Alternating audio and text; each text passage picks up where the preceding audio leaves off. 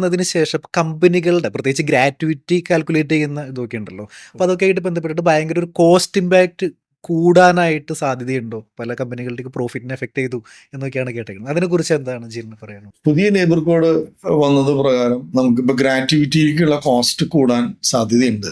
കാരണം നമുക്കറിയാം, being A chartered accountant നിങ്ങൾക്കറിയാലോ, എല്ലാ വർഷവും നമ്മൾ ഒരു ഗ്രാറ്റുവിറ്റിയുടെ പ്രൊവിഷൻ നമ്മൾ ബാലൻസ് ഷീറ്റിൽ കൊണ്ടുവരണം. അത് കഴിഞ്ഞ വർഷത്തെ പ്രൊവിഷനും ഈ വർഷത്തെ പ്രൊവിഷനും തമ്മിലുള്ള വ്യത്യാസം നമ്മൾ നമ്മുടെ പ്രോഫിറ്റ് ആൻഡ് ലോസ് അക്കൗണ്ടിൽ ചെലവിനത്തിൽ നമ്മൾ എഴുതാറുണ്ട്.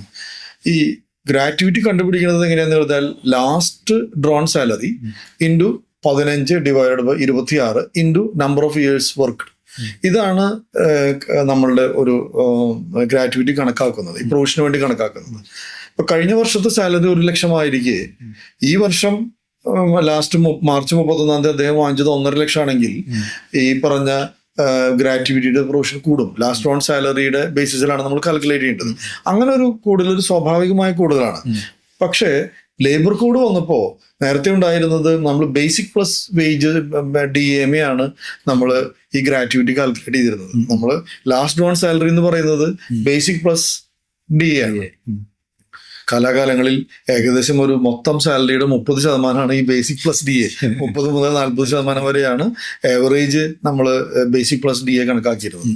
ഇപ്പോൾ നേരത്തെ സൂചിപ്പിച്ചതുപോലെ 50% ആവണം നമ്മുടെ ബേസിക് പ്ലസ് DA എന്ന് പറയുമ്പോൾ ഇത് തമ്മിലുള്ള വ്യത്യാസം, ഈ വ്യത്യാസം ഇനി മാർച്ച് 31 നമ്മൾ PF അല്ലെങ്കിൽ ഗ്രാറ്റുവിറ്റി കണക്കാക്കുമ്പോൾ, മാർച്ച് 31 നമ്മൾ ഗ്രാറ്റുവിറ്റി കണക്കാക്കുമ്പോൾ ഈ പറഞ്ഞ വേജിന്റെ മേലെയാണ് കണക്കാക്കേണ്ടത്. നേരത്തെ 1 ലക്ഷം രൂപ ശമ്പളം ഉണ്ടായിരുന്ന ഒരാള് 30,000 ഗ്രാറ്റുവിറ്റി കണക്കാക്കിയിരുന്നത്.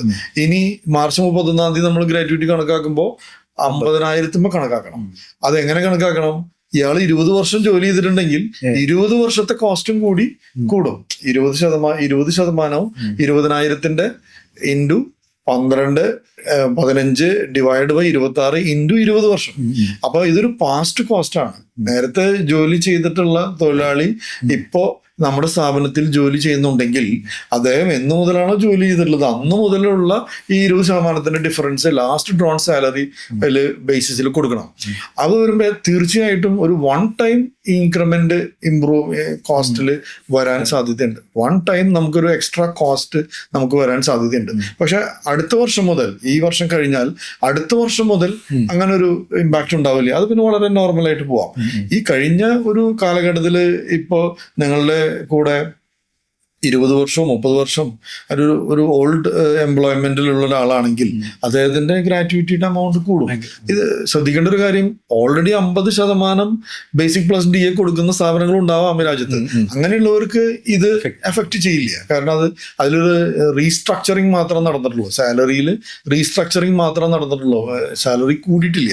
അതുകൊണ്ട് തന്നെ അങ്ങനെ ഒരു challenge 50% already basic plus DA ഉള്ളവർക്ക് ഉണ്ടാവാൻ സാധ്യതയില്ല.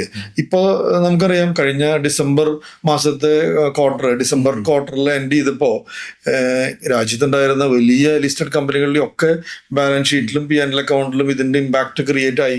വലിയൊരു പ്രോഫിറ്റ് കുറഞ്ഞിട്ടാണ്, വലിയ പ്രോഫിറ്റിൽ ഇടിവ് വന്നിട്ടാണ് നമ്മൾ ക്വാർട്ടർ എൻഡ് ഫിനാൻഷ്യൽ സ്റ്റേറ്റ്മെന്റ്സ് ഒക്കെ പബ്ലിഷ് ചെയ്തത്. അതുകൊണ്ട് തന്നെ ഷെയർ മാർക്കറ്റിനെ ഒന്ന് വല്ലാതെ ബാധിച്ചിരുന്നു.